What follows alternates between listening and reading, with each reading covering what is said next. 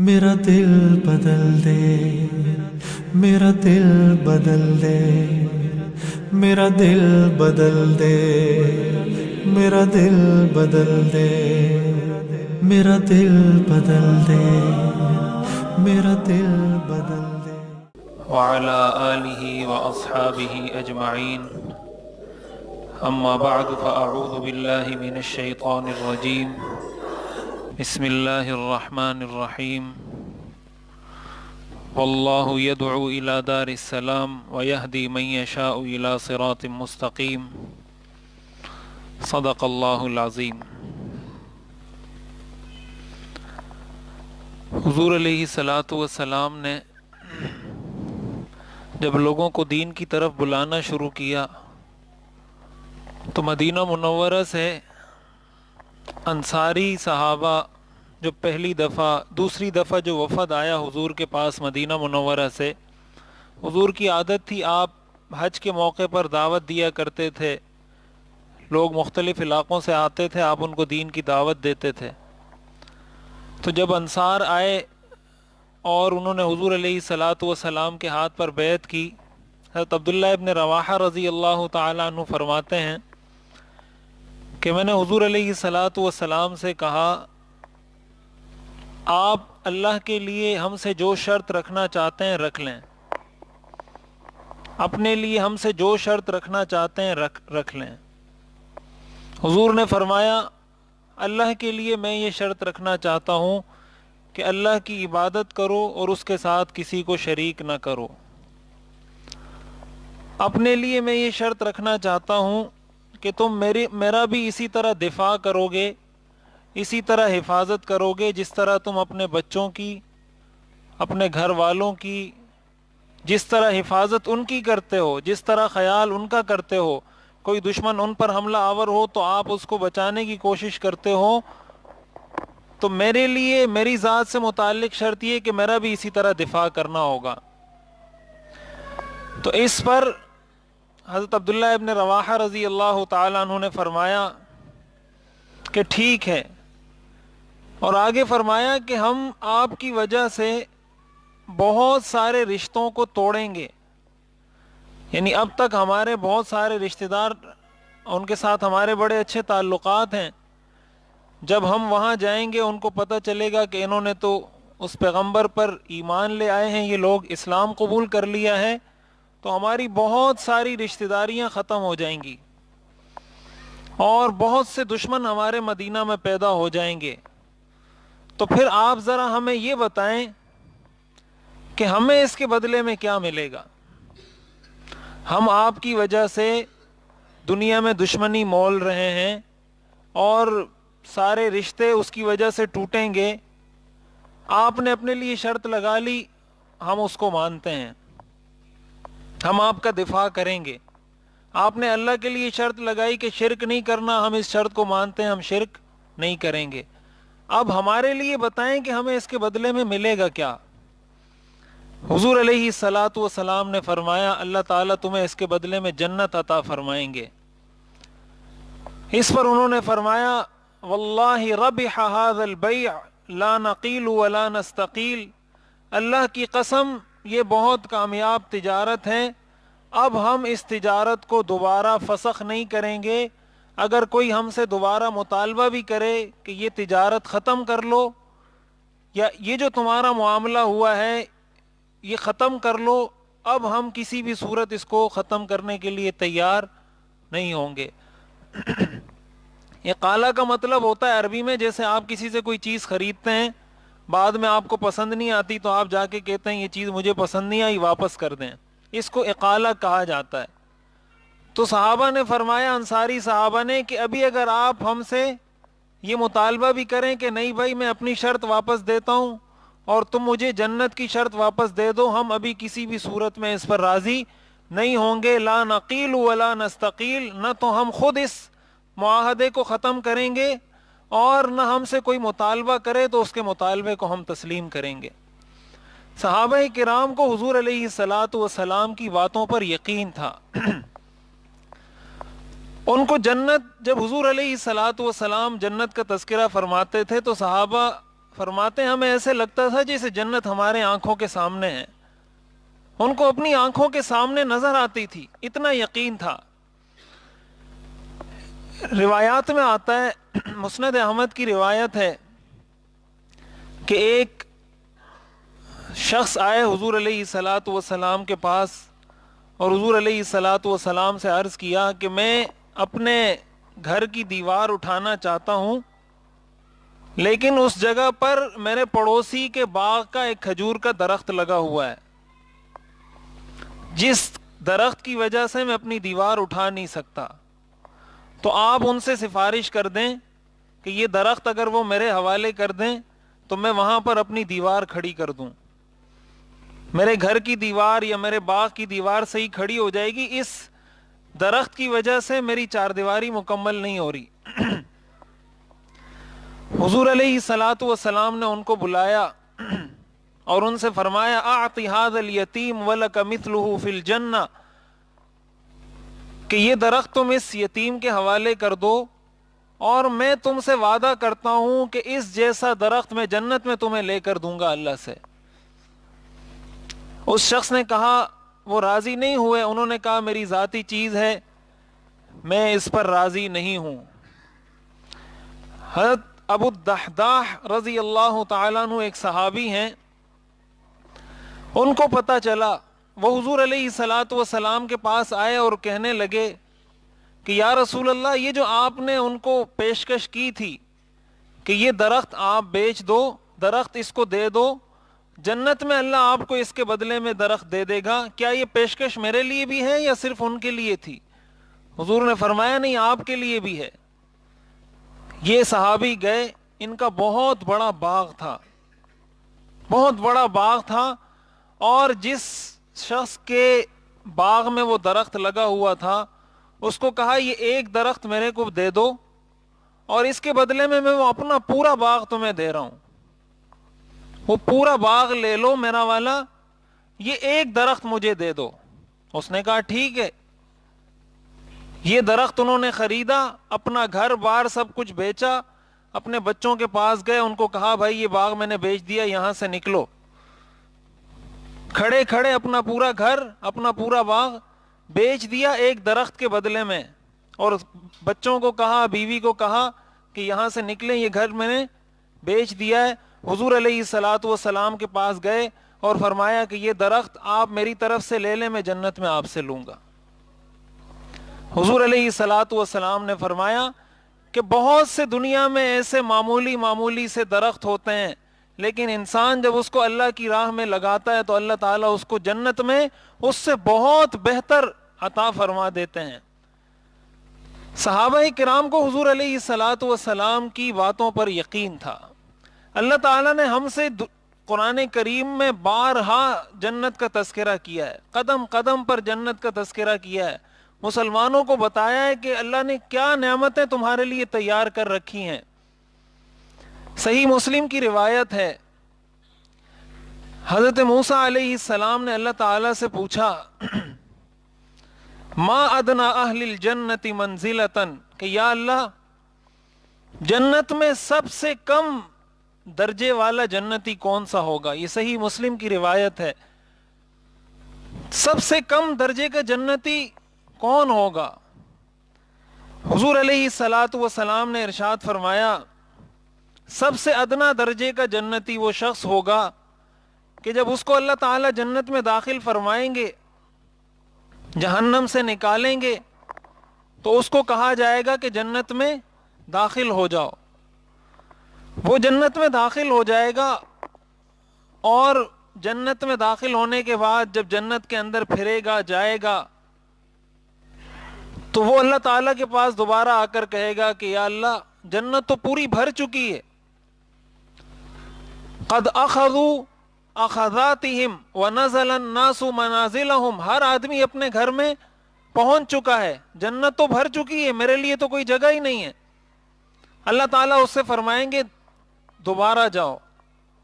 دوبارہ جائے گا، پھر اللہ سے کہے گا یا اللہ جنت بھر چکی ہے، جنت میں جگہ ہی نہیں. اللہ تعالیٰ فرمائیں گے پھر دوبارہ جاؤ. وہ پھر جائے گا، پھر اللہ سے کہے گا یا اللہ جنت بھر چکی ہے، اس میں تو جگہ ہی نہیں. اللہ تعالیٰ فرمائیں گے اترضا ان یکون لک مثل ملک من ملوک الدنیا، کیا تم اس بات پر راضی ہو کہ میں تمہیں اس جنت میں اتنی زمین دے دوں جتنی دنیا کے سب سے بڑے کسی بادشاہ کے پاس زمین ہو سکتی تھی؟ جتنی بادشاہت دنیا میں دنیا کے سب سے بڑے بادشاہ کی ہو سکتی تھی، اس کی بادشاہت جتنی زمین پر تھی، کیا اگر اتنی زمین دے دوں تو تم اس پر راضی ہو جاؤ گے؟ وہ کہے گا رضیت ربی، میرے رب میں اس پر راضی ہو جاؤں گا۔ اللہ فرمائیں گے لک ذالک، میری طرف سے یہ میں نے تمہیں عطا کر دیا۔ اب وہ اس پر خوشی کا اظہار کرے گا کہ اتنی بڑی جنت مجھے دے دی، اتنا بڑا رقبہ مجھے دے دیا۔ اللہ تعالیٰ آگے سے فرمائیں گے وَمِثْلُهُ، اس جتنی جنت ایک اور میری طرف سے تمہارے نام۔ اب وہ اس پر خوشی کا اظہار فرمائے گا، اللہ فرمائیں گے وَمِثْلُهُ، اس جیسی ایک تیسری جنت بھی میں نے تمہیں دے دی۔ اس پر وہ خوشی کا اظہار فرمائے گا، کرے گا، اللہ فرمائیں گے وَمِثْلُهُ، اس جتنی جنت چوتھی بھی میں نے تمہیں دے دی۔ اس پر وہ خوشی کا اظہار کرے گا، اللہ فرمائیں گے وَمِثْلُهُ، اس جتنی جنت پانچویں دفعہ تمہیں دیتا ہوں۔ اس پر وہ آگے سے کہے گا رضیت ربی رضیت ربی، یا اللہ بس بس بس، مجھے اور نہیں چاہیے، بہت بہت ہو گیا، رضیت ربی، یا اللہ یہ میرے لیے کافی ہے، میں اس پر راضی ہوں، مطمئن ہوں۔ اللہ تعالیٰ فرمائیں گے ھذا لک وَلَكَ عَشْرَةُ أَمْثَالِ، یہ پانچوں جنتیں تیری اور ان 5 جنتوں کے 10 گنا ڈبل میں نے تجھے عطا کر دیا۔ ھذا لک وَلَكَ عَشْرَةُ أَمْثَالِ، یہ 5 جنتیں بھی تیری اور اس جیسی 10 گنا اور جنتیں میں نے تیرے نام کر دی۔ اور آگے اللہ فرمائیں گے وَلَكَ مَشْتَهَتْ نَفْسُكَ وَلَذَّتْ عَيْنُكَ، تجھے اس جنت میں وہ ملے گا جو تو چاہے گا، جو تیری آنکھوں کو اچھا لگے گا میں تجھے عطا کروں گا۔ وہ آگے سے کہے گا فیقول رضیت ربی رضیت ربی، یا اللہ میں آپ سے راضی ہوں، یا اللہ میں آپ سے راضی ہوں۔ حضرت موسیٰ علیہ السلام نے پوچھا یا اللہ یہ تو ادنا درجے کا جنتی ہے، جو اعلیٰ درجے کا جنتی ہوگا اس کی جنت کتنی ہوگی؟ اللہ تعالیٰ نے ارشاد فرمایا اولئک الذین غرست کرامتہم بیدی وختمت علیہا، ان لوگوں کی جنت کو میں نے اپنے ہاتھوں سے تیار کیا ہے، ان کو میں نے اپنی خصوصی نگرانی میں تیار کیا ہے اور اس کو میں نے پردوں میں چھپا دیا ہے۔ فَلَمْ تَرَ عَيْنٌ وَلَمْ تَسْمَعْ أُذُنٌ وَلَمْ يَخْطُرْ عَلَى قَلْبِ بَشَرٍ، اس کو نہ کسی آنکھ نے دیکھا ہے، نہ کسی کان نے سنا ہے، نہ کسی انسان کے دل میں اس کا تصور آ سکتا ہے۔ یہ جنتیں اللہ تعالیٰ نے تیار کر رکھی ہیں اپنے مومن بندوں کے لیے، ان مومن بندوں کے لیے جو اللہ کی مان کر چلتے ہیں، اللہ کے پیغمبر کی اطاعت کر کے زندگی گزارتے ہیں۔ ہم دنیا کے اندر 20,000 تنخواہ کے لیے 30,000 تنخواہ کے لیے 8-8 گھنٹے ڈیوٹی کرتے ہیں، کوئی 8 گھنٹے کرتا ہے، کوئی 10 گھنٹے کرتا ہے، کوئی اوور ٹائم لگاتا ہے کہ بھائی مجھے مہینے کے آخر میں 20,000 30,000 40,000 50,000 روپے مل جائیں گے۔ اللہ تعالیٰ نے ہمارے لیے اتنی جنتیں اور ایسی عظیم جنتیں تیار کی ہیں جس کا کوئی انسان تصور ہی نہیں کر سکتا۔ اس کی مثال بالکل ایسی ہے جیسے ایک انسان کے پاس کوئی ڈگری ہے اور اس کو پتا ہے کہ میں یہ کام کروں گا تو مجھے اس ڈگری سے ماہانہ جو انکم ہو سکتی ہے زیادہ سے زیادہ، مثال کے طور پر 1 لاکھ روپے تنخواہ مجھے مل سکتی ہے۔ اس کے پاس ایک ڈگری ہے، اس کو پتا ہے بھائی اس ڈگری کی مارکیٹ ویلیو اتنی ہے، میں کسی کمپنی میں جاب کروں گا تو زیادہ سے زیادہ جو تنخواہ ملے گی 1 لاکھ ملے گی۔ اب ظاہر ہے 1 لاکھ سے اوپر کا اس کے ذہن میں تصور بھی نہیں آتا، وہ کہے گا یار کسی کو 50,000 مل رہے ہیں، کسی کو 60 مل رہے ہیں، کسی کو 40 مل رہے ہیں، بہت حد ہو جائے گی تو مجھے 1 لاکھ مل جائے گی تنخواہ۔ اب اگر اس شخص کو کوئی کہے کہ بھائی اس 1 لاکھ آپ یہ کام کریں اور میں آپ کو مہینے کی 50 لاکھ روپے تنخواہ دوں گا. اس نے کبھی سوچا بھی نہیں ہوگا کہ اتنے کام کے بدلے میں 50 لاکھ روپے مہینہ. اللہ فرماتے ہیں میں جو جنت میں تمہیں نعمتیں دوں گا، لم تر عین ولم تسمع اذن ولا یخطر علی قلب بشر، وہ نعمتیں نہ کسی نے دیکھی ہیں، نہ کسی نے سنی ہیں، نہ کسی انسان نے کبھی اس کا تصور کیا ہوگا. اتنی نعمتیں میں عطا کروں گا. جب وہ داخل ہوں گے اللہ تعالیٰ فرمائیں گے سلام علیکم، تم سب پر سلامتی ہو، طبتم، یہاں خوش رہو، فادخلوها خالدین، اور ہمیشہ ہمیشہ کے لیے یہاں رہو. سلام علیکم بما صبرتم، تم پر سلامتی ہو بسبب اس کے جو تم نے دنیا میں صبر کیا تھا، جو تم دنیا میں صبر کرتے رہے، میری باتوں کو مانتے رہے. تو ہم اگر 20,000 50,000 روپے کے لیے 8 گھنٹے ڈیوٹی کر سکتے ہیں، اللہ تعالیٰ اتنی بڑی جنت دے رہا ہے اور کہہ رہا ہے 5 وقت نماز پڑھ لو. ہم سے وہ 5 وقت کی نماز نہیں پڑھی جاتی. اتنی بڑی جنتیں اللہ تعالیٰ دے رہا ہے، ہم سے کہہ رہا ہے والدین کی بات مان لو، پڑوسیوں کے حقوق کا خیال کرو، بیوی کے حقوق کا خیال کرو، بندوں کے حقوق بھی ادا کرو، اللہ کے حقوق بھی ادا کرو، میں تمہیں اتنی بڑی بڑی جنتیں دوں گا. اتنی بڑی جنتوں کے لیے ہم سے یہ چھوٹے چھوٹے کام نہیں ہوتے. اللہ اگر چاہتا ہمیں یہ کہتا کہ 8 گھنٹے نماز پڑھو گے تو جنت دوں گا. 20,000 روپے کے لیے تو 8 گھنٹے ڈیوٹی کرتے ہو، اتنی بڑی جنت کے لیے 8 گھنٹے ڈیوٹی نہیں کر سکتے. 8 گھنٹے اگر نماز نہیں پڑھو گے تو نہیں دوں گا جنت. لیکن اللہ تعالیٰ نے ہم سے یہ مطالبہ نہیں کیا، بڑی آسانی بڑی سہولت دی ہے. لیکن اگر ہم پھر بھی اس سے محروم رہیں، حدیث شریف میں آتا ہے حضور علیہ الصلوۃ والسلام نے فرمایا جنت کے 8 دروازے ہیں، روزہ دار روزے والے دروازے سے داخل ہوں گے، جہاد کرنے والے اس دروازے سے داخل ہوں گے، صدقات دینے والے اس دروازے سے داخل ہوں گے. آپ نے 8 دروازوں کا بتایا. حضرت ابو بکر صدیق رضی اللہ تعالیٰ عنہ نے فرمایا یا رسول اللہ، دنیا میں کیا کوئی ایسا شخص بھی ہے جو ان 8 کے 8 دروازوں سے داخل ہو سکتا ہو؟ حضور نے فرمایا نعم وارجو ان تکون منہم. آپ نے فرمایا ایسے لوگ بھی ہیں اور مجھے اللہ کی ذات سے امید ہے کہ تم بھی انہی لوگوں میں شامل ہو. عورت کے بارے میں حضور علیہ الصلوۃ والسلام نے ارشاد فرمایا اذا صلت المرأة خمسها، جب عورت اپنی 5 وقت کی نماز پڑھے، وصامت شہرها، رمضان کا روزہ رکھے، وحصنت فرجها، اپنی شرمگاہ کی حفاظت کرے، وَأَطَاعَتْ بَعْلَهَا، اپنے شوہر کی بات مان کر زندگی گزارے، دخلت من ای ابواب الجنت شاءت، جنت کے جس دروازے سے چاہے وہ داخل ہو جائے، اللہ اس کے لیے جنت کے 8 دروازے کھول دے گا. اب یہ کوئی مشکل کام نہیں ہے. دیکھیں ہم ساری زندگی نوکری کرتے ہیں، جاب کرتے ہیں کہ میں ریٹائر ہوں گا تو مجھے پینشن ملے گی، اس پینشن سے میں گھر بناؤں گا، بچوں کی شادیاں کرواؤں گا. پینشن کتنی مل جائے گی؟ 10 لاکھ مل جائے گی، 20 لاکھ مل جائے گی، 50 لاکھ مل جائے گی، 1 کروڑ مل جائے گی. کتنی مل جائے گی؟ کتنے پلاٹ کتنے مکانات خرید لیں گے؟ 2 بلڈنگیں خرید لیں گے، 3 خرید لیں گے، 4 خرید لیں گے. حدیث شریف میں آتا ہے حضرت عبداللہ ابن مسعود رضی اللہ تعالیٰ عنہ فرماتے ہیں، صحیح بخاری اور صحیح مسلم کی حدیث ہے، حضور علیہ الصلوۃ والسلام نے ارشاد فرمایا انی لأعلم آخر اہل النار خروجا منها وآخر اہل الجنت دخولا الجنہ. آپ نے فرمایا میں اس شخص کو جانتا ہوں جو جہنم سے سب سے آخر میں نکالا جائے گا اور جنت میں سب سے آخر میں داخل کیا جائے گا.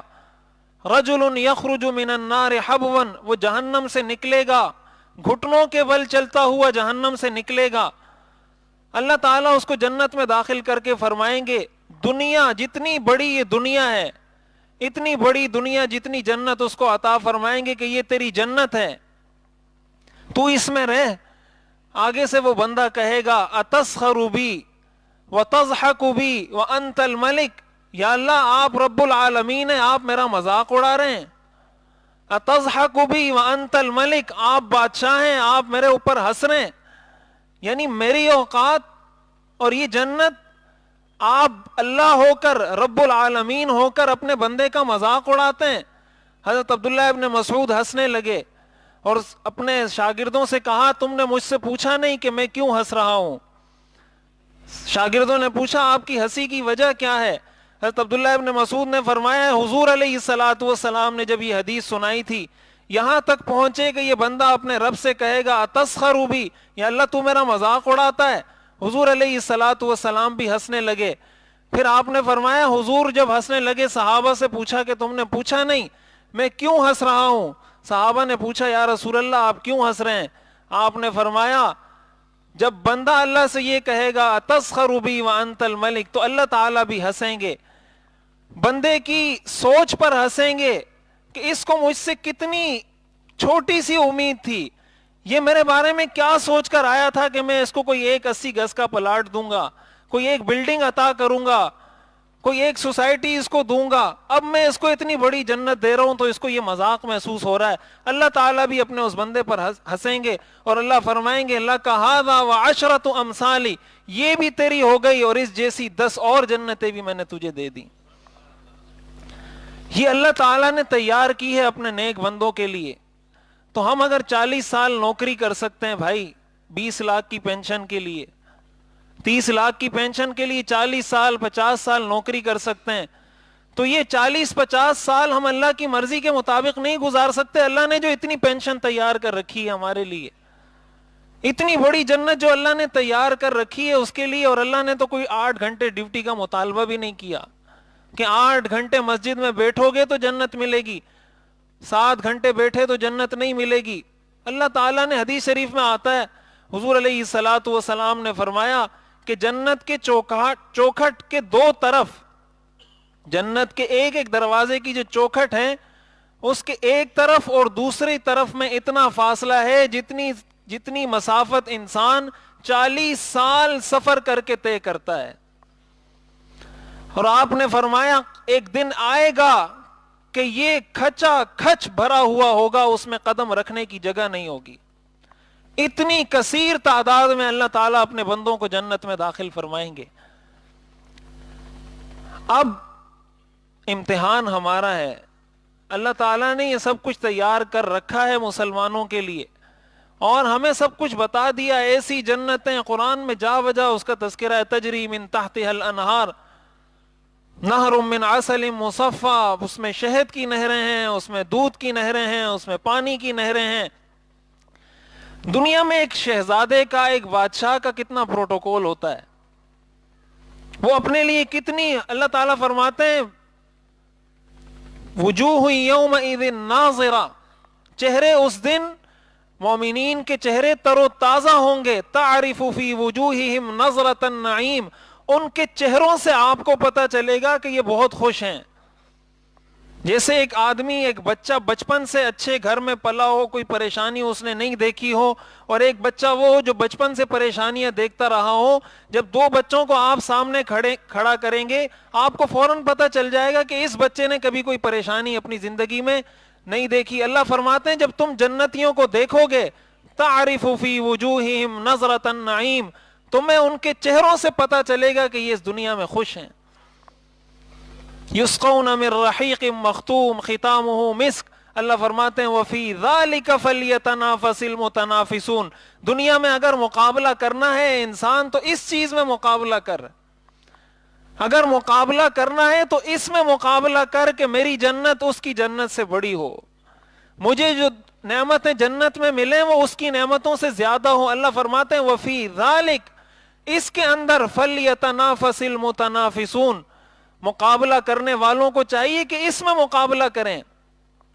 آج تو ہماری دنیا کی دوڑیں لگی ہوئی ہیں، دنیا کی ہر چیز میں ہم دوڑ میں لگے ہوئے ہیں، لیکن جنت کی طرف اللہ تعالیٰ انسان سے پوچھتا ہے فَأَيْنَ تَذْهَبُونَ، تم کہاں جا رہے ہو؟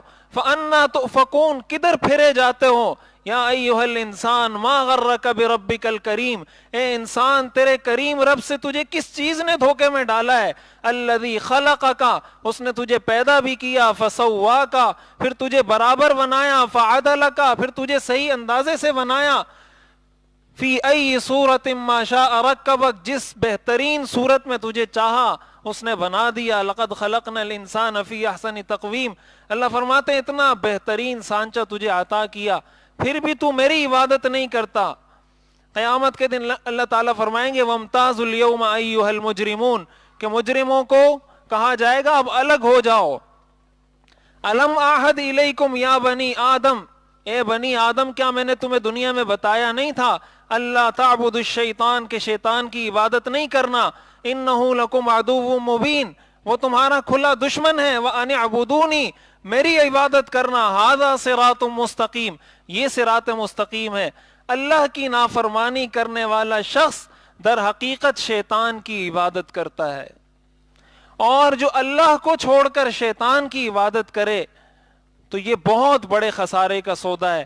ہم بھی اپنی زندگی کو اس طریقے سے گزاریں. اگر کوئی مشکل آتی ہے کوئی پریشانی آتی ہے کوئی ٹینشن آتی ہے یہ سمجھ کے گزار دیں کہ یہ دنیا ہے. آپ نے فرمایا حفت الجنت بالمکارہ وحفت النار بالشہوات کہ اللہ تعالیٰ نے جنت کو چھپایا ہے ناپسندیدہ چیزوں میں اور جہنم کو چھپایا ہے خوشکن چیزوں میں.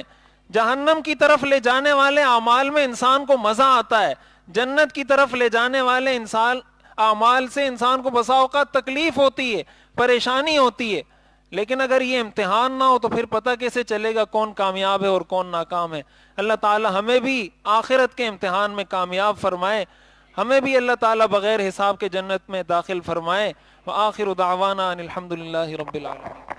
میرا دل بدل دے میرا دل بدل دے میرا دل بدل دے میرا دل بدل دے